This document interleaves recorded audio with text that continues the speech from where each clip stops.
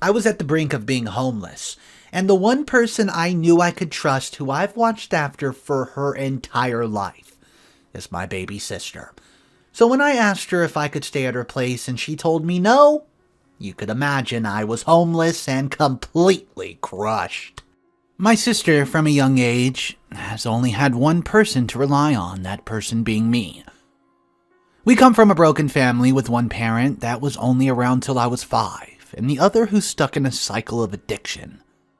Because of our situation, I grew up quickly, and shielded her from as much as I could. She obviously was aware of what was going on, but she was not in the crosshair. I started with stealing from our mother to make sure we had food and bills paid for. I got a part-time job at 13 because we could not rely on our mother, and when I graduated, I immediately got 2 jobs and we moved out. I had to push my sister through high school. She wasn't an easy teen for obvious reasons, on top of going to month trying to get as much money together to pay our bills. At 19, she finally graduated after being held back a year. She changed her tune a lot, and she started working as well and had her own place when she was 21. I finally got a shot to do something for myself, so I got a degree. As a result, I got a much better job, but unfortunately, that was right before the pandemic hit, so I pretty much went from hired to fired as I was a new hire. Now, the reason I'm saying all this is not to pat myself on the back, but to stress why my reaction is the way that it is. I was out of work, on the brink of losing my apartment, and only had one person who I could expect I could turn to. My sister. She was recently married, lived and still lives obviously with her husband, so I asked if I could stay a few weeks, at most a few months, until I got a new job. Well, it was a no. I was taken aback, but remained to be a no. A week or 2 later, I was kicked out of my apartment, and I asked again, and it was also a no. At this point, I'm homeless, and the only reason I did not end up sleeping on the damn street was because I could crash at a few friends until I got a temporary job. I rented a room with a bunch of roommates for a while, eventually got a job in my field again, and now I'm doing fine. That said, I've not spoken to my sister since. She's called, messaged, banged on my door, sent crying voice messages, apologized a dozen times, tried to explain herself, tried going to my job, tried going to friends, everything. I haven't said a word to her. It's been over a year now. She recently had a child, and she's still desperately trying to reach out. She claims her husband refuses to let me stay. He even reached out several times to beg me to reach out, but to me, the one time I need her, she basically tells me to go F myself. I don't know. I feel like it was the last push I needed to just end that chapter of my life. I do feel bad, just not bad enough, I guess. Even my friends and my girlfriends are on my case that I should forgive her and that they understood it at first, but now think I'm being an a-hole. What would you guys do? Update 1 month later. So, I had a huge amount of people inquiring as to what ended up happening and asking me to make an update. Let me start by apologizing to the people who commented on my post. I made my post, and it did not seem to gain much traction at all, so I more or less stopped looking at it for about a day. Only to see the next day I've gotten a lot more comments. First, to answer a couple questions that I was unable to answer, along with addressing some incorrect comments. Number 1, the first few no's were without reasonable explanation. I was not aware of her given reason that her husband was not okay with it, until later.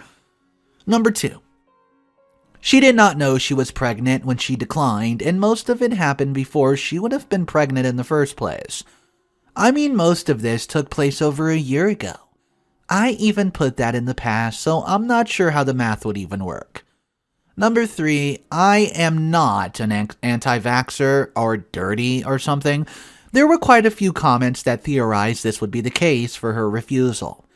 I got my 2 vaccination shots the moment I could, and while my personal hygiene's not exactly anyone's business, I shower once a day and my apartment's spotless. And number 4, a lot of advice and comments seem to be from perspectives of functional families with a functional family structure. Well, that's not the case here. The primary reason I'm so gutted about this entire situation is exactly that. This isn't a case of, well, I don't want my cousin to stay in my house, he can stay somewhere else. This is a case of me having sacrificed my entire youth and significant portion of my early adult lifehood for someone that I had planned to not have any part of creating or have any parental responsibility for the first and only time I ever asked her to do something for me. That's the only person I could reasonably call back on, and her just not answering my call. That's more than a familiar spat. That's straight up betrayal. That's also an answer to the people saying that she owes me nothing because I choose to be a parent. Anyways, with that out the way, I decided to follow some advice by several people.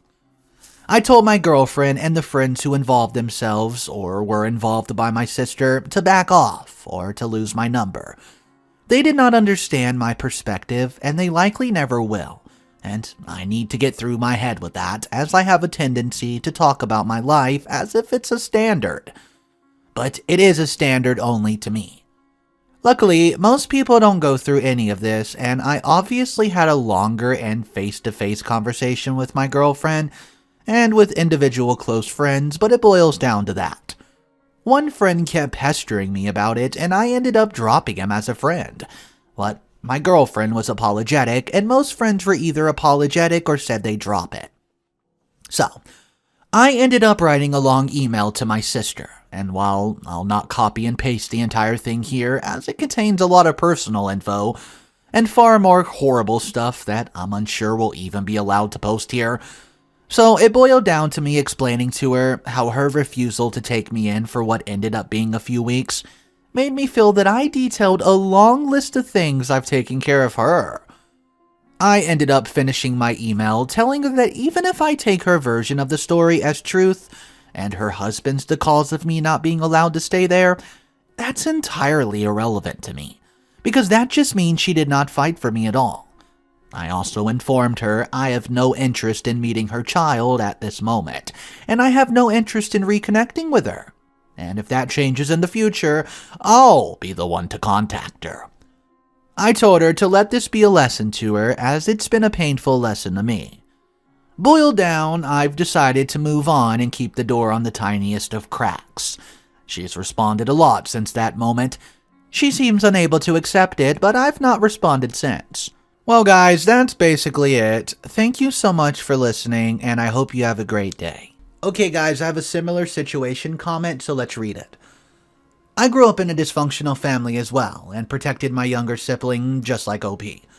I protected them so well that their view of childhood is not very accurate. To them, it was when I left for college that things got, so bad. Because of that dysfunction, we both have extreme trust issues, which means that when things had a problem about 2 years ago, everything completely disintegrated. We're kind of okay now, but it'll never be 100% again. So, when I read this, I see similarities, and I feel sympathy and sadness. Guys, if you have any similar situation stories you would like to read, based on these comments, a lot of people can actually relate to OP and dysfunctional families and whatnot. So if you do want to share your story, drop it down below. I love reading all the comments. Guys, our second story on the day is titled this: I'm out $600 after my best friend and his wife made me the doormat of their wedding. Groom and I have been friends since middle school and best friends since high school. I'm one of the only people he talks to about his emotions, which is particularly important because I've been his go-to for advice, especially in relationships. In fact, since knowing him, I've talked him through each of his breakups. We've mutually called each other brothers. He helped me move, I helped him plan and throw his mom's birthday party. I'm close with his family, and his mom actively asks about me. I've also been close to each of his significant others, save for his now wife. A month after his engagement, Groomsman Invitational Boxes went out. We have a very tight-knit group of friends that have been together since high school, supplemented by college and work friends. Of the original high school group, I was the only one not asked to be a groomsman. This obviously stung, but I maintained a jovial demeanor towards everyone while acid flowed in my veins. It triggered my depression for a solid month where I questioned so much. Do any of my friends even care about me? Am I not groomsman material? It's because, well, they thought I was fat. Until the groom and I had a talk. He said it was a very hard decision choosing groomsmen, which I'm sure it was. He told me that I was in the original roster of groomsmen, only 6 out of 7 have received the invitations, but that the bride would not sign off on my involvement. Apparently, I said something off-color about their relationship as it was beginning, and she held it against me ever since. She apparently never brought it up until now, which is years later, and never gave me any indication of being uncomfortable with me. I'm generally a very positive, well-received person, so this was news to me. He said it was tearing him up inside, and I believed him at the time, and he asked me to try and talk to her, see if we can make amends. He says that he'd let her know that I knew about how she felt towards me and that I'd be reaching out to talk about it. So I messaged the bride through text and DM saying, paraphrased, "Hey, I'm sorry if anything I've said upset you. Can we meet sometime to talk? I'd love to clear the air. Or hear your side at least." The bride leaves me unread, and a month later, the final groomsman invitation box goes out to another friend. Fast forward to a few weeks ago, the bride, groom, and I are hanging out. Groom and I are talking, and I'd since been able to process the reality of not being involved in my best friend's wedding. So I ask how he's doing, and how all the prep's going. The conversation leads us here. Groom says this. "Oh, hey man, I wanted to know if you could help me out with something." "Sure, what's up, bro?" "I was wondering if you would want to usher for me. It's not a big deal if you can't, but if you want to be there for me, you can, Like, be a part of the wedding?" "Yeah, of course, dude. Anything for you, bro." "Oh, thank you so much. We also have the rehearsal dinner next week. I know it's late notice, but if you can make it." I'll have to see if I can leave work early, but I'm already there, man. Thanks for thinking of me." Well, a week goes by with no updates or details on ushering or the rehearsal dinner. So I shoot him a text saying, "Hey man, big days this weekend. Just wanted to reach out and see if you still needed help with the ushering. Or if you'd still like me at the dinner. I got the time off approved from my boss, so I can definitely make it. Just let me know." He returns my text a few hours later with a call saying, paraphrased, "Oh, yeah man, we would like still for you to usher. I'll text you details later today, but we actually don't need any help at the rehearsal dinner. We kind of want it to just be the bridal party and stuff, but yeah, thanks for helping out." I'm a little put out, but I persevere. At least he's asked me to be an usher. That's something, right? So, the morning of the wedding comes around, and I'd still not received any details on what ushering's going to be looking like, or what time I should show up to the reception to start helping. The bride messages me asking for a favor.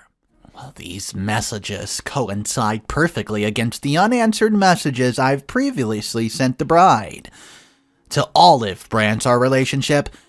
Bride says they forgot about the appetizers and need someone to pick them up. Can I do this for a bride on her wedding day? Sure. Oh, one more thing. The order hasn't been paid, but they'll give me money at the ceremony or pay me back at the reception. Sure. At this point, I should have stopped and asked myself, why am I helping so much? Why didn't I ask for their money up front? Should being a good friend really cost you so much emotionally, physically, and monetarily? Hindsight's 20/20. With the ceremony ended, my group of friends who weren't in the wedding party spent the hour and a half before the reception pre-gaming, while I go pick up the appetizers. Thank goodness I played as much Tetris as I have, because fitting all that in my car in such a way that they wouldn't otherwise topple and ruin the wedding was an all-time high score achievement. I text the bride to let her know we've gotten everything together and I'd see them at the reception. Once again, left on red. So, I get to the reception venue and a bustling crew of event organizers and family to receive me and help bring in the food. I find no leadership at the venue, no planners, no family who weren't already seated at their tables and otherwise willing to help the newlyweds get things ready. The venue does have staff, but they're all preoccupied with in-venue needs, so I have to carry all the appetizers inside myself. Since guests were already seating themselves, I immediately moved from my placing of the last appetizer box into the back, to working to usher duties at the front. It was a ducking mess. At one point, I was so down about the situation that I literally Googled, is it an insult if someone asks you to usher their wedding? To start, the place cards were in no discernible order. They also were written in intricate cursive that was sometimes unclear. I should mention, too, that because of the cultural heritage of our newlyweds, we had some very interesting, hard-to-spell, and sure as crap hard-to-read cursive names. We weren't given a table map or a master list or any direction at all. The best part is, I say we, because at this point, I met my ushering peers. They were the groom's youngest adult cousins, age 18 and 19. I'm 29. And they were really good at finding names and seating people. When I asked why they were so good, they said, "Oh, they always make us do this because no one else wants to. We did this at a wedding last year." After finding out that, to the groom I was about as equal as the lowest ring in his family. My group of not-in-wedding party friends show up. They ask me to stay for a drink, but I can't because I'm still ushering. As I step back behind the name card table, I take a look at my door to the left and see the groomsmen laughing and taking a selfie. To my right, I see all my other friends at a table without me taking shots. I look down at the random, nonsensically ordered name cards and I wonder, how did I get here? Well, wedding kicks off, and in the rare instance I can speak to bride and groom, they don't say anything or bring up money. I also don't talk money because it's their ducking wedding reception, but what should I do? Pluck $500 from her wedding dress during the money dance? I'm sure it's true of other weddings, but it seems like the bride and groom don't really engage or reply when I walk up to them with hugs and congratulations. I can understand this. Maybe they're burnt out. Maybe they're trying to hold back things from boiling to the surface. Now, the last song's playing and the lights are on and everyone's getting ready to go home and, well, the groom approaches me.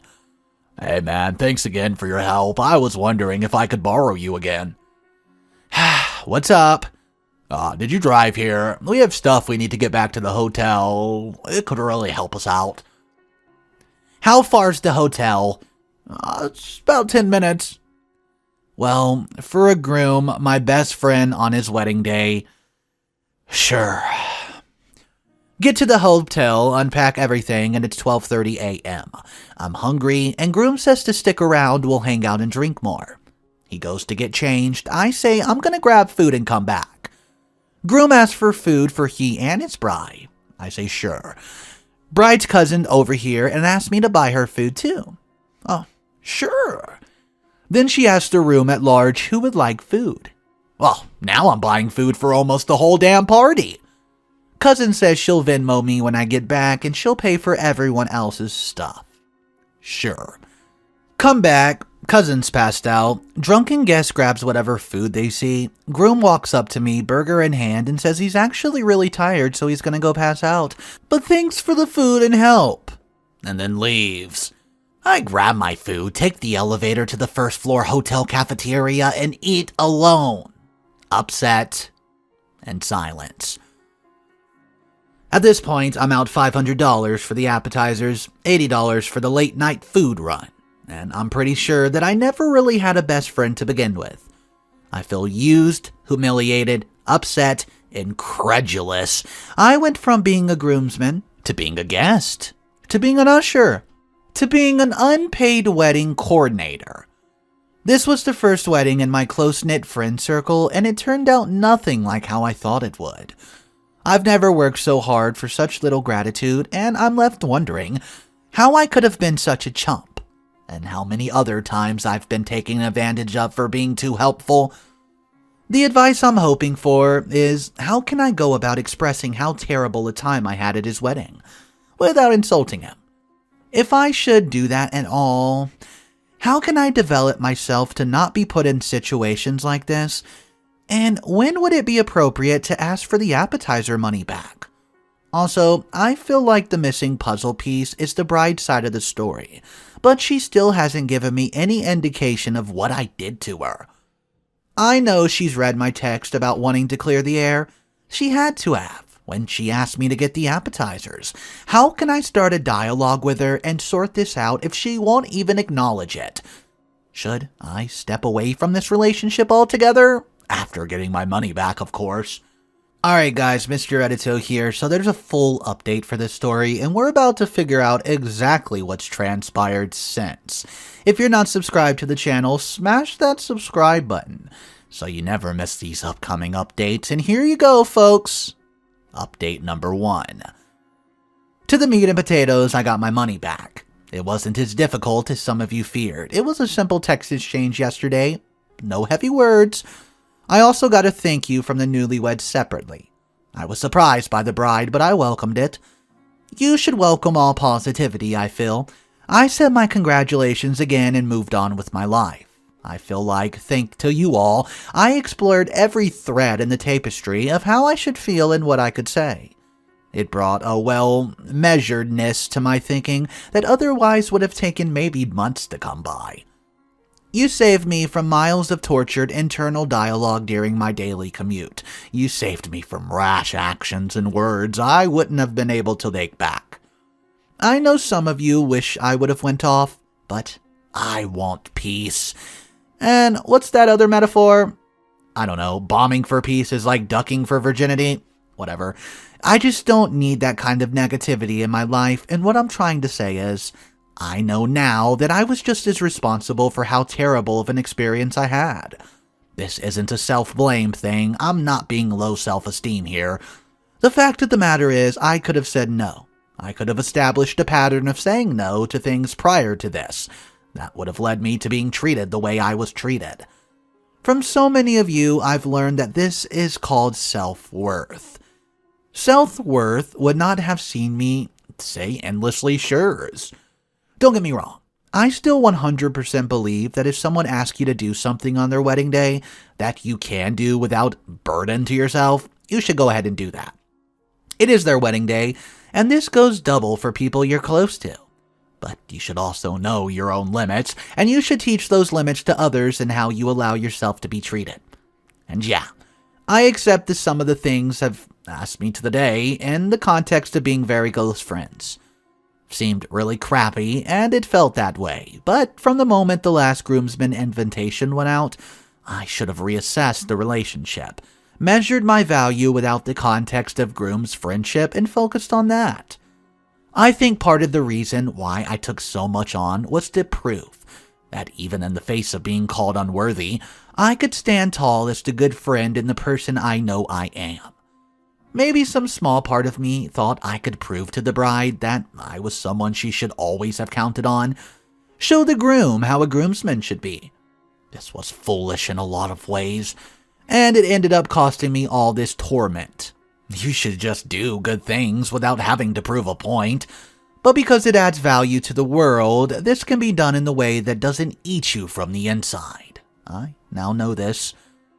So what's the plan from here vis-a-vis my relationship with my friend? I think he made that clear. If I was important to Groom, I'd have been by his side on that day. But I'm not so important as I thought, and so I wasn't. This is fine. It was his decision, and I told him myself the day he told me I was originally on the roster.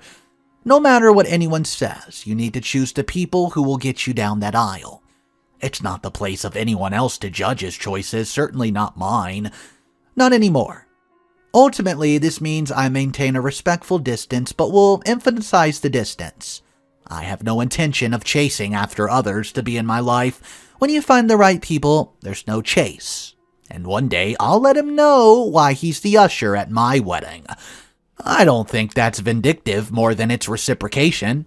We won't have hella cursive name cards, though. I want to impress upon you, if you're still reading this, that you've been a part of my evolution. I was already in a place of growth and recovery and building, and gosh darn it, if this experience and your input wasn't a hell of a step towards becoming a better me, I'm not going to be a doormat. But I'm also not going to be freaking heartless. If people need help, I can help. I will. I'll just love myself better by knowing when to stop. I know that I'm a good friend and a great person, and I'm not going to let my mistakes or anyone else's change that. I know that I still have my problems, and I'm working through them, and if, when reading my experience, you felt a bit of yourself in me, I want to encourage you. I used to be so self-conscious about myself. I'd sit down with my knees pressed inward and my arms crossed tight because I didn't want anyone to notice how much space my fatness took up.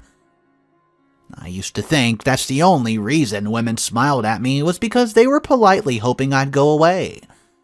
I used to think to have friends and be accepted, you'd have to give them every bit of value you possess.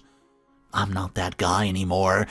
Even if the wedding proved that I still have old tendencies, and if you're going through something like this, guys, you can change too. So guys, for the life of me, I still could not figure out why OP was not a groomsman, and how him saying something to the wife of the story so many years back could have been so bad that she didn't even mention it for all these years. Then I came across this comment, and well, it just makes a lot of sense. I think that this wedding wife was so shallow that she would do this. I commented before reading this, and yeah, the vague, "oh, you said something once," set off my BS red flag meter. I didn't believe it. Then finding out OP is/was overweight, it's pretty clear. That little vile thing did not want him in the pictures. So guys, comment 2 replies to that and says this. What I don't understand is if you're a shallow person, wouldn't you want the people who are in the wedding party to look, quote, overweight to help your self-esteem? It would make you look better, wouldn't it? So guys, that's 2 different comparisons. Let me know what you think of those comments. Do you believe that the wife of this story was that shallow to cut out the groom's absolute best friend just because of his weight? If that's the case, I hope OP's best friend runs away from his new wife and never looks back. Let me know your thoughts. Drop your comments, guys. That's all the stories I have for you today. Consider subscribing, and I'll see you in the next one. Peace.